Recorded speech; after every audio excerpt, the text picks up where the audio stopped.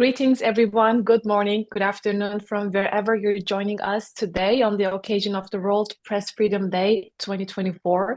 We have gathered here with participants from all around the world, so I'm very much excited for today's event as we will discuss one of the most highlighting topics of the year. I'm Jenifer, Journalists and Writers Foundation's representative to the United Nations Department of Global Communications. JWF is an international civil society organization based in New York, affiliated with the UN as we work towards promoting the culture of peace, human rights, and sustainable development. So our agenda today on this very important day is artificial intelligence, the future of journalism and human rights reporting. As an advocate, a human rights advocate, very closely following the priority working areas of the UN, I can easily say that this topic is of utmost critical to the United Nations, including the upcoming Summit of the Future, which will take place in New York headquarters, UN headquarters this September too, as the implications of AI are analyzed as a peace and security issue at UN. Its advantages are very much shadowed by the targets, threats, challenges posed by the increase of mis and disinformation trends and how it changes the landscape of journalism. But not only that, human rights defenders, citizens' access to free, independent, credible information sources, their presence online are very much endangered too, particularly this year, as our speakers will now unfold when the half of the world's population is heading for polls for democratic elections. So now we will listen to spectacular experts diving into this critical discussion, and we have Jenifer Fenton with us to lead this session. Jenifer has a dynamic career built in prestigious institutions like CNN, Al Jazeera, the United Nations, Yale University, and more. Currently, she serves as the spokesperson for the UN Special Envoy for Syria, but today Jenifer is with us in her capacity as a media advisor and leading so many pivotal positions at the world-renowned media outlets in many different countries across the globe, including Middle East as well. I cannot wait to listen her inputs as well. So Jenifer, thank you so much for your wonderful contributions in convening this gathering, and the platform is yours. Over to you. Thank you. Thank you for joining everyone online, and to the Journalists and Writers Foundation for hosting today's session, AI and the Future of Journalism, Human Rights Reporting. Today is World Press Freedom Day, and the urgency of press freedom at this time cannot be overstated. The Israel-Gaza war has been the deadliest conflict for journalists since the Committee to Protect Journalists began keeping records, with the overwhelming majority of those killed Palestinians in Gaza. Ongoing global conflicts and political tensions continue to pose significant threats to journalists and media workers around the world. Additionally, as Gemra said, the outcomes of elections across the world could shape the future landscape of journalism and media freedom. And today's topic, of course, the rapid evolution of technology, presents both opportunities and challenges for press freedom. So for the next hour or so, we'll be looking at the integration of artificial intelligence in journalism, particularly, as was noted, its influence on human rights reporting. I'll introduce the panel, pose a few questions, and then bring you, the audience, in, and then wrap up with some announcements of other events in the works. I'm really grateful, particularly on a Friday, that we have such an esteemed group of panelists joining us. Nalon is the co-founder and executive director of Fatos, a renowned organization in Brazil at the forefront of tech-driven journalism, combating misinformation, disinformation. Leads a diverse team and has solidified her reputation as a top innovator in the field, earning prestigious awards. Previously held prominent positions across newsrooms in Brazil. Emily Bell is the founding director of the Tao Center for Digital Journalism at Columbia Journalism School, and a leading thinker, commentator, and strategist on digital journalism. Established in 2010, the center has rapidly built an international reputation for research into the intersection of technology and journalism. Previously, the majority of Emily's career was spent at Guardian News and Media in London, working as an award-winning writer and editor, both in print and online. And Ritu Kapur is the co-founder and managing director of Quint Digital Media Limited, which runs the Quint, an independent news site in India. Ritu spent decades in broadcast as the founder of Network 18, where she too has won multiple awards. She's on several boards, including the advisory board of Oxford University's Reuters Institute for the Study of Journalism. So thank you once again, and to the audience. Emily, I want to start with you. How do you envision AI transforming the landscape of journalism now, in the coming years? What opportunities and risk do you see sort of emerging as a result? I recognize it's a very broad question, but if you can point to some of the things that you're observing and working on. Over to you, Emily. Thanks very much indeed, Jenifer. Yeah, you're starting with the easy questions. I say I'm going to keep this really short because I think there's a lot here to unpack. I think there are two ways to think about this, one of which is the external forces on journalism and the other are the internal challenges and opportunities. So just on the external forces, I think we all know where they are, what they are, but I'm just going to run through a few. Big one for me is the economic viability and how the use of AI is going to further undermine the economic viability of journalism in many markets. We're already seeing that even in the US, which is arguably more protected than other markets. If you don't have an economically viable model, then that to me is the biggest threat, not just to journalism, but also to human rights, our ability to report on abuse, etc. We can go into that in more detail. I think you've already touched on it, but just the harmful volume of what I call not journalism. I'm a bit careful to not call it necessarily mis or disinformation, but that covers it too. We're already seeing not just deep fakes and the kind of manipulation of synthetic media, but we're seeing a huge deployment of different types of media by actors, whether they are politicians or whether they are authoritarians, who would actually seek to undermine and harm journalism. These tools are actually, very freely available and being used all the time to make our jobs, I think, harder. I think, the other issue obviously is surveillance. I'm sure we'll talk more about that. Data sources as well, I think, is a really important one. We're just in danger, I think, of extending what we saw with social media, which is a very small number of extremely wealthy companies, largely concentrated in America, controlling the market and the practices for all of this being extractive and harmful to other parts of the world. I ran through the top 18 AI companies. They are remarkably similar. They're not really the idea that we're going to see a burgeoning of new types of players, that it's going to break up the old power structures, I think is misplaced. It's just going to calcify those. So I think that those are really the main points. I think if you wanted to look for the upside very briefly, there is opportunity there. There's a ton of things now that you can do with tools. I think you can do amazing work, particularly in the human rights area now, with things like remote sensing or just gathering of evidence and reporting data. I think that we can see the efficiencies that are available to newsrooms, but my worry is that none of these tools are necessarily being developed with that front of mind. Thank you for that. And just to note, obviously, we are all sitting in different regions of the world. And as you noted, social and economic benefits of AI are often geographically set in the global north. So with that, Ty, I want to hand it over to you and ask you the same question. What is it that you're seeing emerging as trends, risk that you're currently wary of, or opportunities that you're seeing with respect to AI and reporting? Sure. Hi, everyone. Thank you for inviting me to this amazing panel with amazing panelists. Well, I think that first and foremost, AI has been integrated into journalism for quite some time already.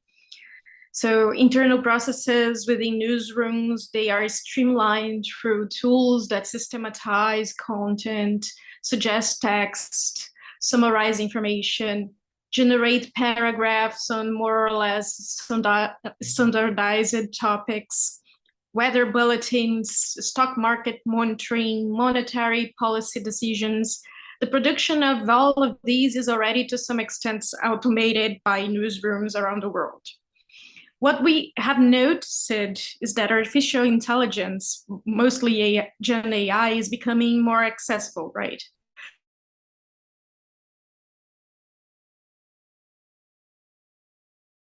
So a comment prompt can be, the AI will know how to translate according to what is embedded. So this means that journalists will need to have AI operators, not just reporters or editors. At some level, all the work of a newsroom will be mediated by one or more types of AIs. And it's not just about the potential of artificial intelligence itself, but about the journalist's ability to make the most of it. And I feel it in a more pragmatic way, right? Because it will come. It won't disappear because we want to. So will it assist us in creating headlines that rank better in search engines, for instance? Will it suggest topics to be covered based on their popularity on social networks? Is that what we actually want? Or will it summarize large data sets and explain them more clearly in less time? There are countless possibilities for application, but it will all depend on the talent of managers, reporters, and editors, their creativity to integrate them into the productive routine without generating burdens in the process. And we know burdens are something that disruptive platforms can cause in a very fragile industries as journalists. So it's difficult to make predictions about such a broad and rapidly changing topic, but I believe that the format of text that we use, for instance, to report facts will change radically with a growing demand of conversational chatbots. So the classic journalist text may evolve more into a conversation, as chatbots have proven to be quite popular as a means of communication with brands and services. So I believe that in a more pragmatic and more creative way, we can see something like that coming in the next months, years, I don't know.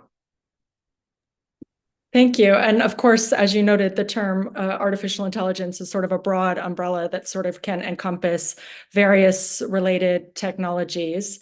Ritu, over for you, sort of what are you seeing emerging as risk and potential opportunities in this field as it relates to human rights? I think I can speak to it more from the point of view of a newsroom in India. Unfortunately, if you try and look at the use of AI in news as pros and cons, it's very difficult to do that because AI is sort of burgeoning, sort of hydra-headed. It's just operating on so many levels at the same time. And I think one of the things that I worry about is the one that Emily brought up about the economic impact on newsrooms that are already struggling to survive. In terms of not just newsrooms that are struggling to survive, but the core ethical journalism of the traditional kind, which meant going out and getting and finding the stories and getting the stories. I think there's a risk to that.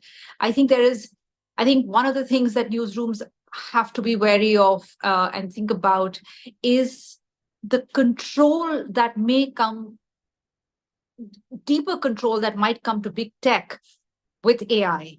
Already also what will it, we've seen what search did to news, right? Suddenly people were generating news around trending keywords and generating large volumes of articles or news on articles that would work to the search algorithms and give you a lot of traffic. And that sort of did a lot of harm to what news does. Now with AI, you're going to be able to generate that kind of content at speed in higher volumes. So that's what that's going to be doing. And we're already seeing a bit of that. Is you're going to see that much more clutter in an environment where there is so much overload of information and an overload of a lot of information, which is not even quality information. It's just a lot of, so the amount of clutter and noise that we're going to be looking at, and that clutter and noise is all going to be further put on steroids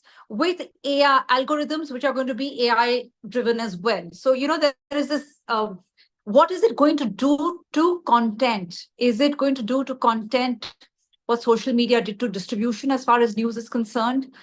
But at the same time, I think if we are recognizing that there is an equity gap, and that equity gap needs to be addressed, then it is equally important for journalists and other people in the newsroom to be skilled to understand AI, to understand how AI is being, and I'm speaking really only of use of AI in news content, not product in terms of recommendation and paywalls and all of that. I'm talking really about, I think it's really important for newsrooms to constantly upskilling so they know how to deal with, how to use AI. And the big equity gap in, the people who are generating disinformation, which are the powers that be that are using it for their political purposes or corporate purposes, and the disinformation, and how do you combat the disinformation that is being generated by AI-driven tools of audio, video, etc., if you don't really understand how to use counter tools. And I think there is currently a gap between the kind of tools that are accessible and cheap and easy to generate a lot of misinformation versus the kind of tools that are available to counter that, to detect it. So I think that those are the equity gaps that I think we have to worry about. I think the other equity gap when it comes to AI is going to be between large legacy mainstream newsrooms and small digital-only newsrooms, because I think one of the things that we have to think about is newsrooms developing AI tech for optimal use within newsrooms, and not using AI tools that are being developed for general use, which are being adapted for newsrooms. So I think that is the other, we've talked about how digital-only newsrooms are already struggling to survive. How is this going to impact them further? And yet you have to make haste slowly. You cannot say, oh God, AI is a monster and we're not going to engage with it. I think you've got to engage with it. You've got to be skilled with it. You've got to understand it, and you've got to learn how to use it.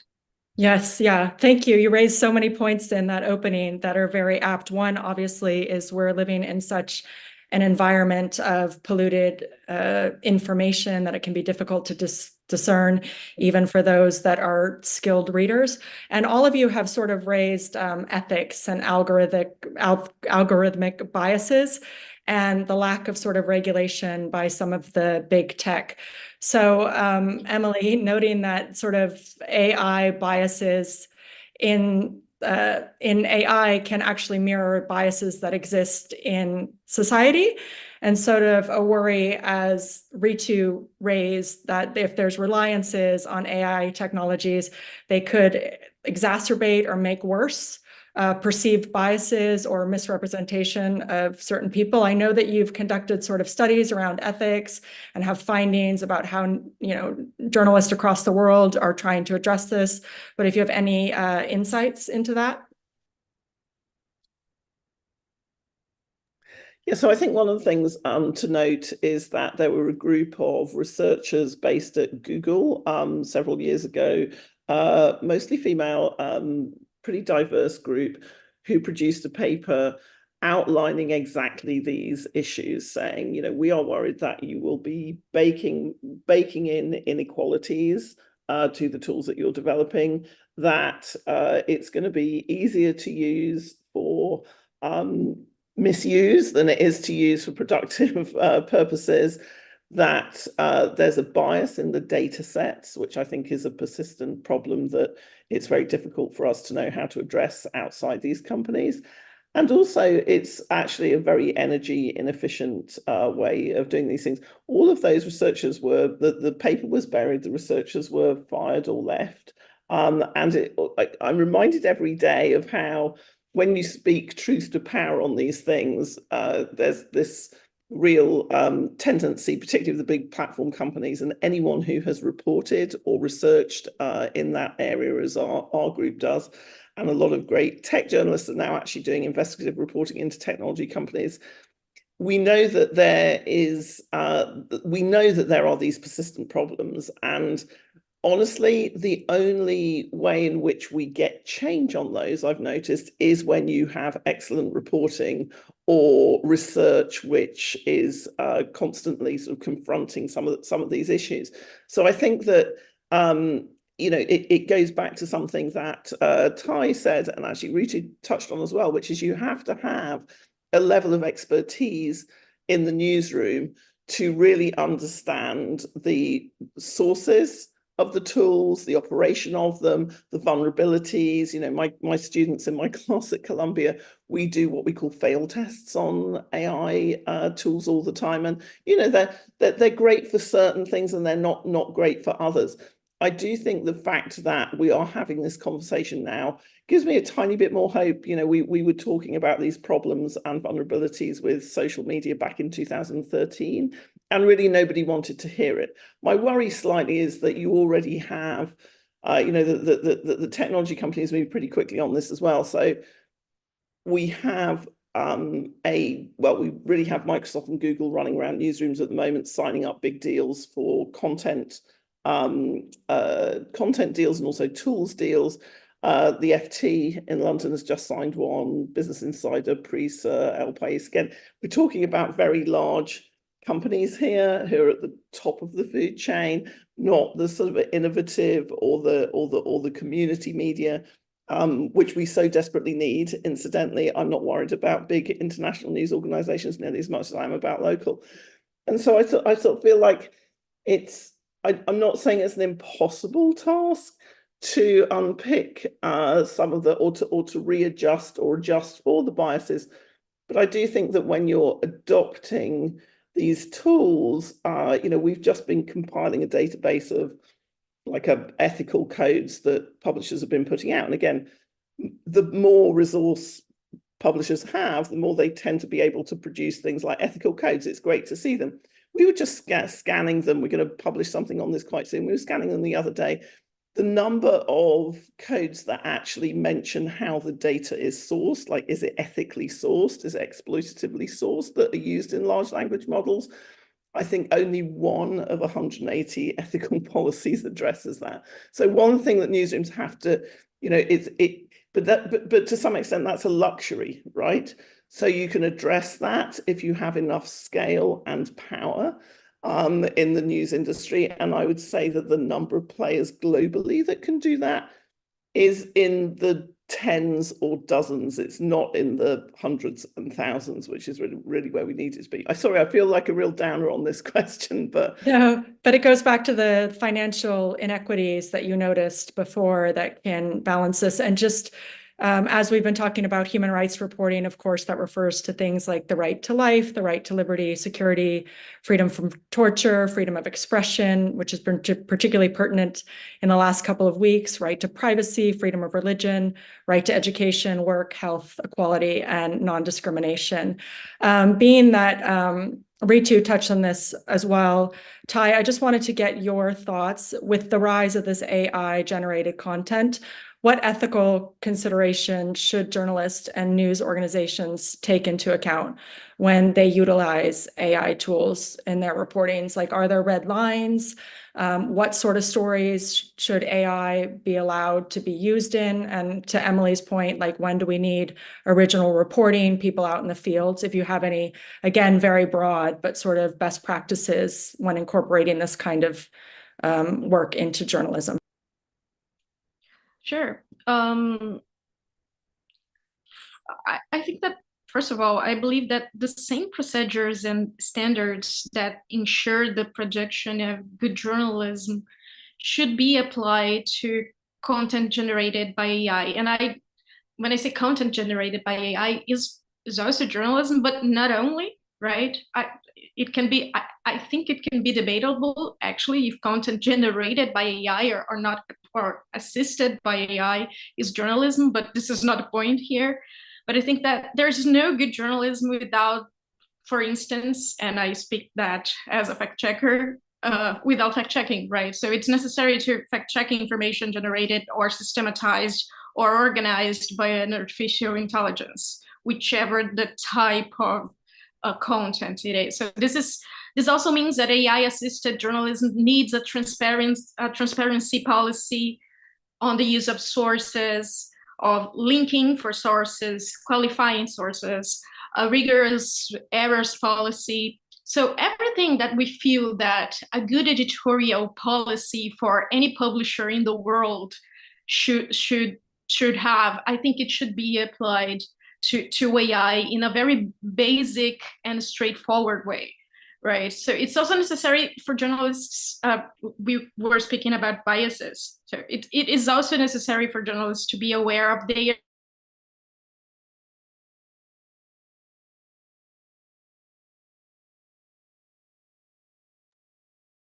Ty seems to have frozen on my end, so we'll bring her back in. If you just froze for a second, Ty, we caught you through to make sure that we're aware of biases, okay.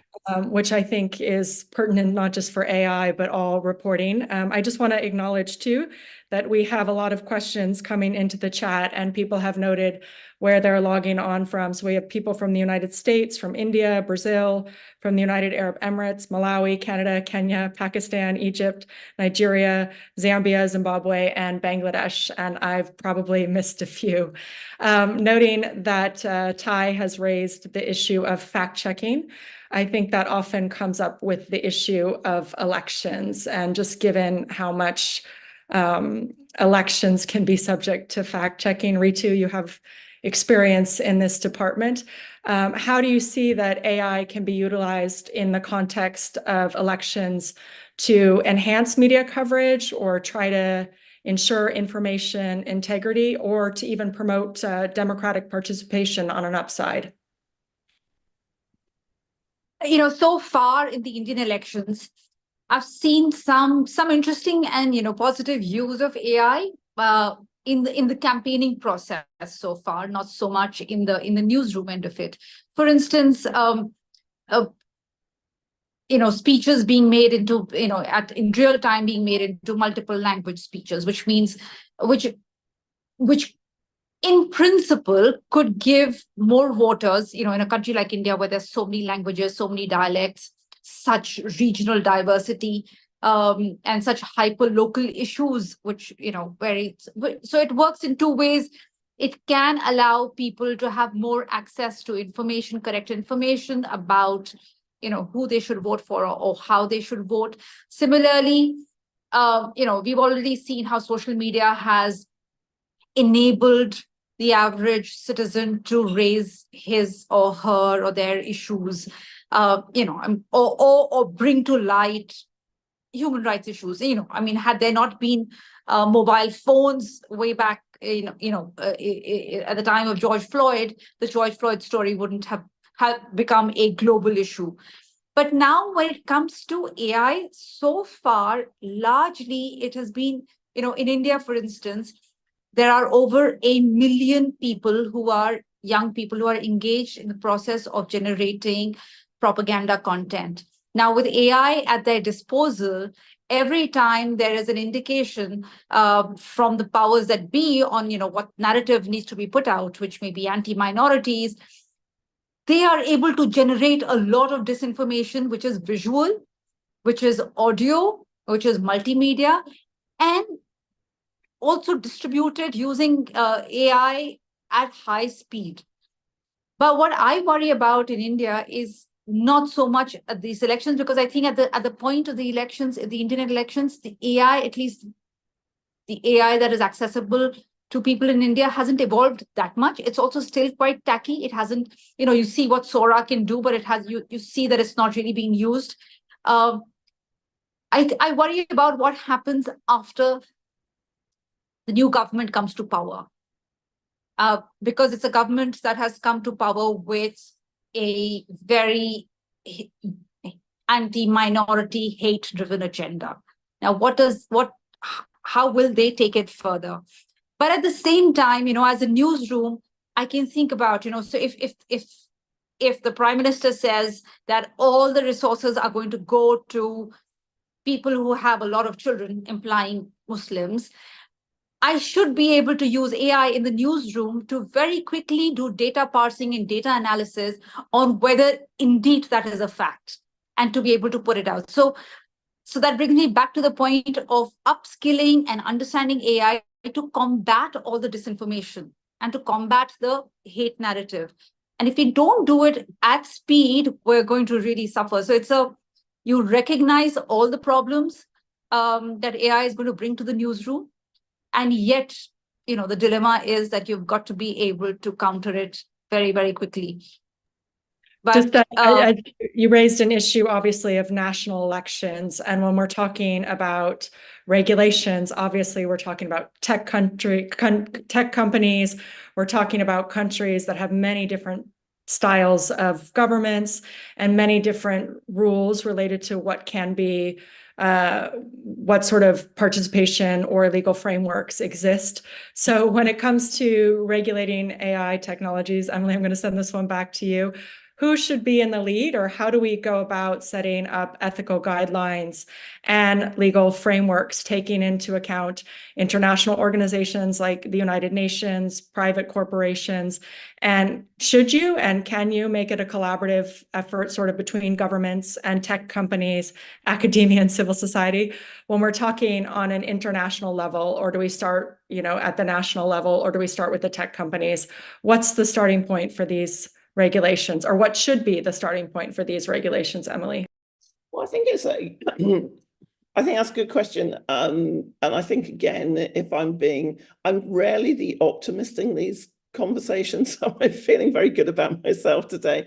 One of the things that we've learned through the proliferation of social platforms, which are pan-national, largely unregulated because the regulatory environment in the US is so sparse, is that we need more of a networked effort between civil society organizations, between journalists, researchers, and we need to focus a lot of our efforts on the companies themselves.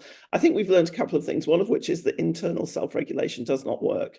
I don't mean to throw shade at the Facebook or Meta oversight board or just oversight board. It's not an independent body. It does some interesting work around one or two cases, but when you get really significant infringements on, for instance, the free press. So we had a period earlier this year where Instagram was automatically downranking or hiding content about Gaza reporting. I know that from colleagues of mine at Columbia Journalism School. Azmat Khan, a Pulitzer Prize-winning journalist on conflict, found that all of her posts that mentioned Gaza were downranked. I know that we've all seen these sensitive content banners, some of which are rightfully applied, some of which are not. There's no accountability for that. There's no way of moving in the way that Ritu says, which is fast enough. I think Europe is taking the lead at the moment in terms of actually getting legislation onto the books. And when I say Europe, sadly, as a Brit, I mean the European Union rather than just the geographic area. But I do feel as though we've learned a lesson that the technology will always outpace the regulation. I'm not enormously optimistic that the American regulatory system will move quickly. Let's see what happens after the election in 2024. But don't forget that these companies are huge drivers of wealth within the United States. They're also incredibly important to national security. They have a very close relationship with Washington, and they spend more on lobbying than even the fossil fuel companies now. So if you're looking to the United States to regulate these, I think that's not going to happen efficiently or anytime soon. Regional regulation, I think, is one way to go. But I think that just the accountability mechanisms that we have to develop ourselves as journalists, and I don't just mean big international reporting on platforms. I also mean at local level, you need to know, is your police department using facial recognition? Are your schools, how are they handling AI systems in terms of grading or allowing students in? I think that the really important uses and abuses of this are not, we're talking about quite big levels and elections and things like that. I think it's these everyday local levels, and that's where we need, if you like, much more resource and attention on how we build up resilience in journalism and regulation at that level. I think that those are, it has to be an all society effort. I think, it has to be that combination that you mentioned, Jenifer, of civil society, journalists, researchers, NGOs, and also, pressuring for the right kind of regulation. Ty, being that Ritu discussed a little bit national situation where she is, are you seeing anything with respect to regulations where you are? And do you echo Emily's thoughts about who should be in the lead, and if there does need to be more than companies self-regulating themselves and some level of cooperation across the field? Yes, here in Brazil, we have been discussing for at least 4 years some sort of regulation for digital platforms. It's not about AI, because it's another discussion here in Brazil that is taking place right now. But for the past 4 years, there was this emerging sense that there was a need to regulate, and mostly after the January 8 attacks in Brasilia last year. But at the same time, the digital platforms power lobbying in Brazilian Congress, for instance, Elon Musk shouting out against Brazilian Supreme Court, calling out for censorship, which was basically not the case. In the past 3 weeks, 4 weeks, there was a movement from the Congress to basically stop discussing regulation for at least a while. At the same time, the Superior Court, and we have a Superior Election Court in Brazil that basically set the common ground for the elections every 2 years. They are basically role-playing the regulation agenda, which is bad because it's not the Congress, but it's the means that we have to set some ground rules for having elections. So these kind of discussions are really complex in Brazil because it has to do with freedom of speech, which is it's a very complicated concept in a country that has a dictatorship legacy. For instance, a censorship legacy. In the past 30 years, it has been evolving, but now it's basically captured again by extremists that are trying to use and weaponize freedom of speech for their own benefit. So these kinds of discussions are evolving, but they are not mature enough. And I can't envision any type of regulation in Brazil.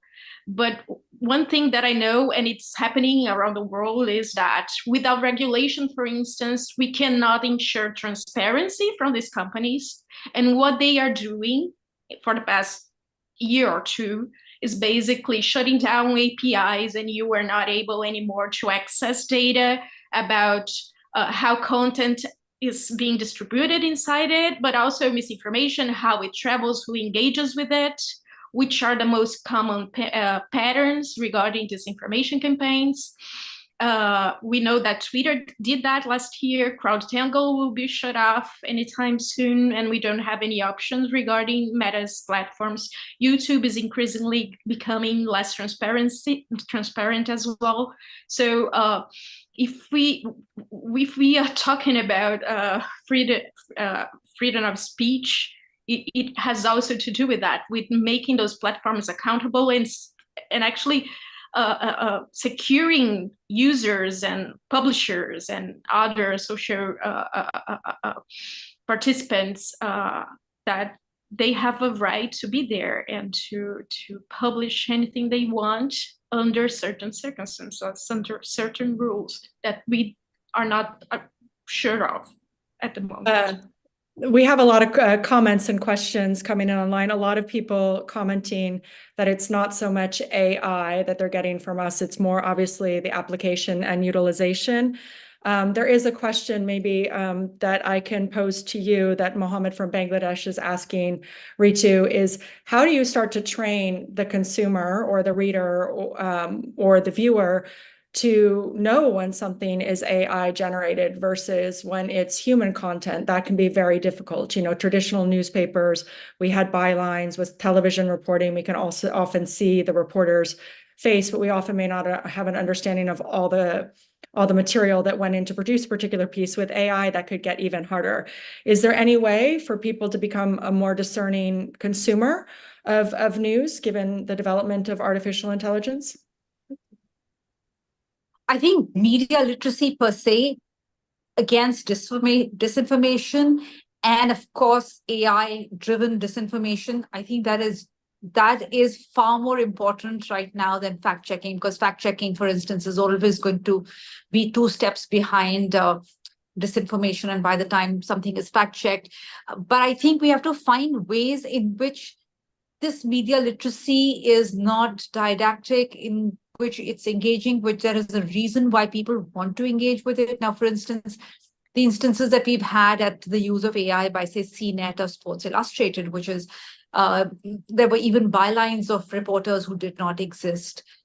Now, while you can train the larger citizens or audiences on how to detect a deep fake, let's say, and I don't know how long that will be possible, because there's going to come a time where even very experienced eyes are not going to be able to detect that, right? We've seen that with some of the new technologies that's just emerging. But I think we have to work, and I think there has to be some amount of responsibility, or there has to be some working together with big tech and big platform towards this media literacy. Because if this media literacy can be really pushed out in a viral sort of way on social media, that's the way it's going to make a difference. Researchers or, newsrooms generating content, which is media literacy campaigns, which is reaching out to a small number of people. I don't think that's so. It has to be that this campaigning for media literacy against AI and AI-driven misinformation or disinformation has to really be in pretty much the same way as you are suggesting regulation take place, which means there has to be big tech, big corporate, possibly governments, though that seems like a challenge in the current environment of, electoral autocracies dominating.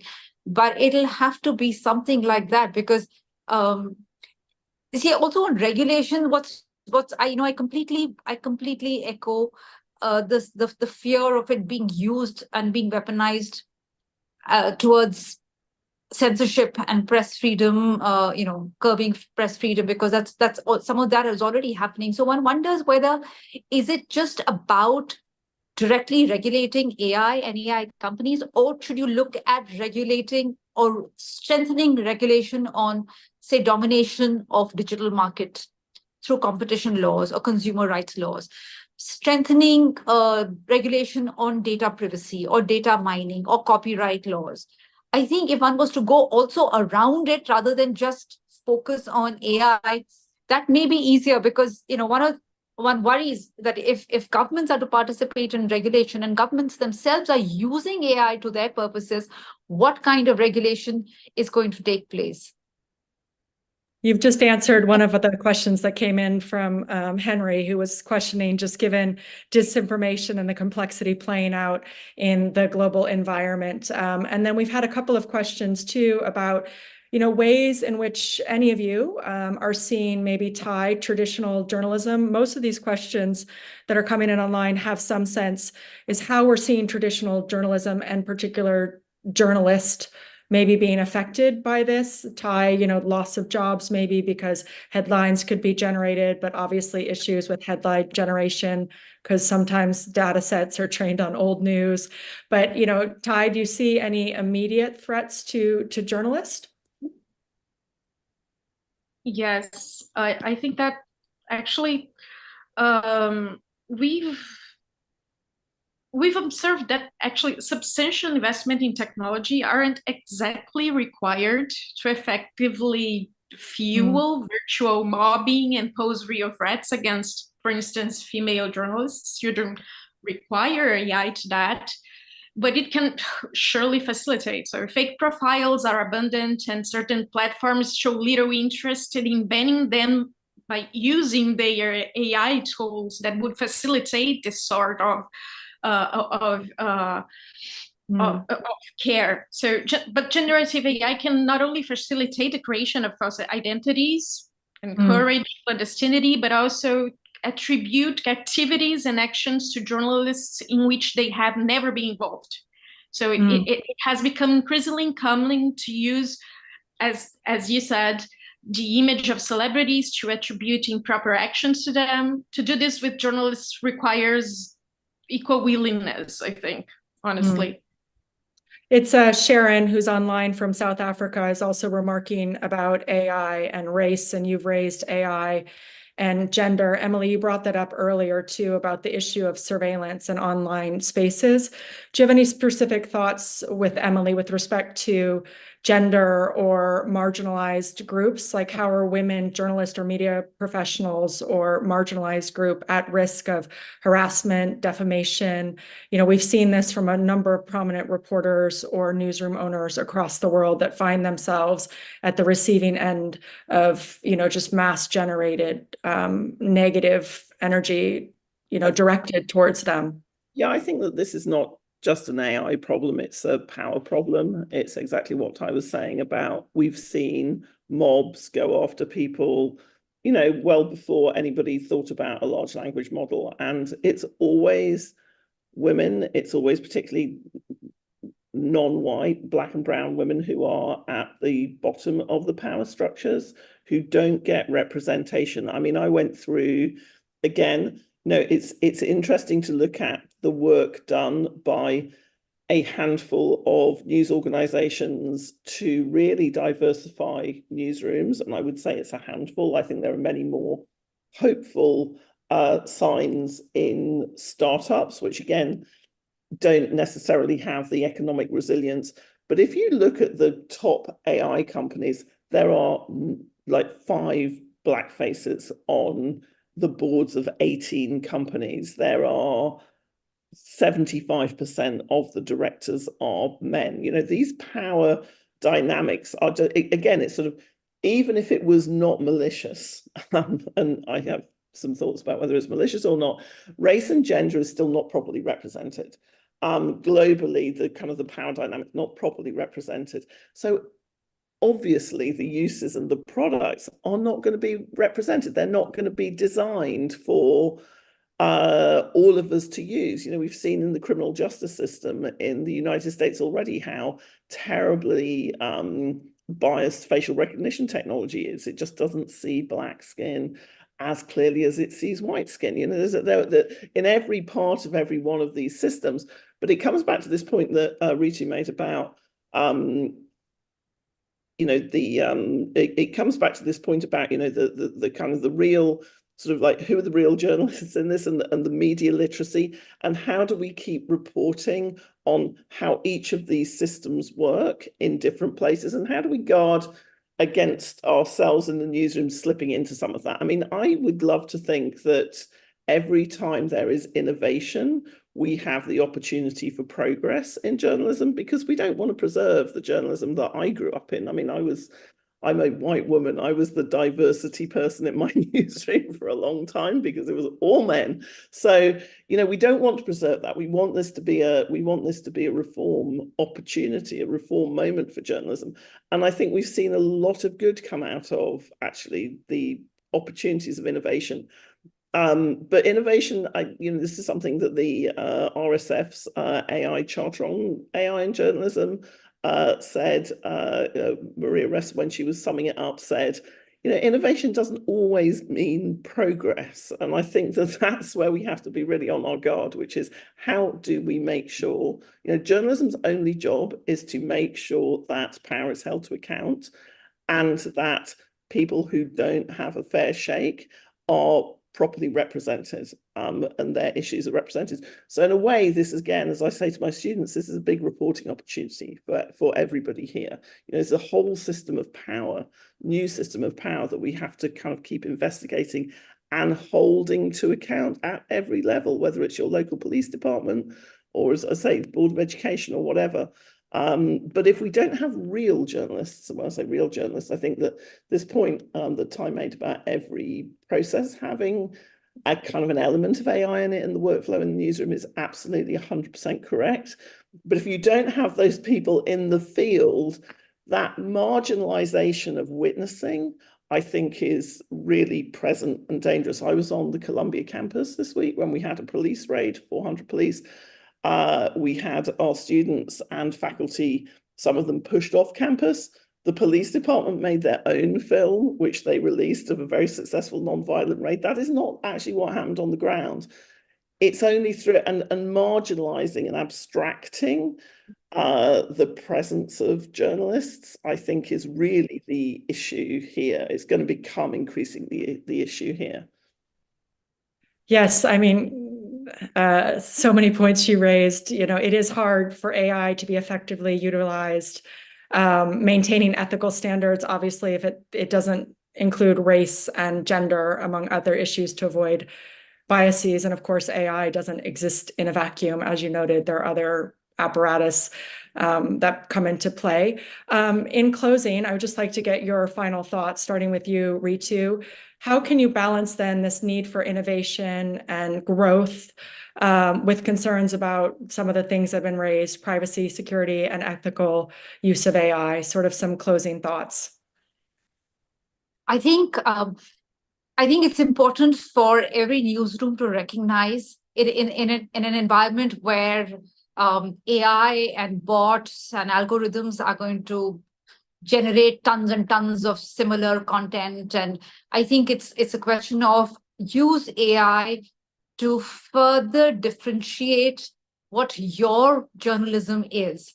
Now, for instance, if we're at the Quint, for instance, using it, we're using generative AI largely towards making stories more engaging in terms of making them more illustrative, making them immersive, interactive, rather than using them for the journalism. So the journalism is being done by a human journalist, and then the human journalist is using AI to get people to engage with that story in an environment where there's, it's a brainwashed. So to augment excellent work already being done. So really to do that, because I think you have to, and I think the other really important use of AI in newsrooms is for fact checking and being able to tell data stories which we couldn't earlier. New York Times example of how they used AI to look at satellite images, to look at how there were craters created by bombs in southern Gaza, which was supposed to be a safe zone with no bombing. And that was a powerful story. Without being able to put a journalist on the ground, they were able to use AI to tell a very important human rights story very powerfully. Now, that's sort of a good example of how AI can be used. But all that Ty said about labeling, acknowledging, not being opaque about how you're using AI, being very, very selective about what you use AI for, and largely let the journalism be driven by human beings and let the telling of the story maybe be accentuated. Emily, and closing thoughts from you, that echoes what you said, right? The importance of still having journalists at the heart of these stories, correct? Your closing thoughts? 100%. I think this is all about keeping what I call human journalists resilient and plentiful. I think that we need more journalists. I really do believe that. And resources, equity, as you noted, distributed. Ty, how would you close? How should AI effectively be utilized going forward? Some key takeaways from you? Yeah, I echo Emily and Ritu. I think that there's a lot of creativity out there. So I'd like to mention at least 3 initiatives really fast, which is Fatos has developed a LLM version of our chatbot that delivers fact check content verifications to our audience. It is human made. It is journalism made fact checking that is delivered and organized by an LLM chatbot.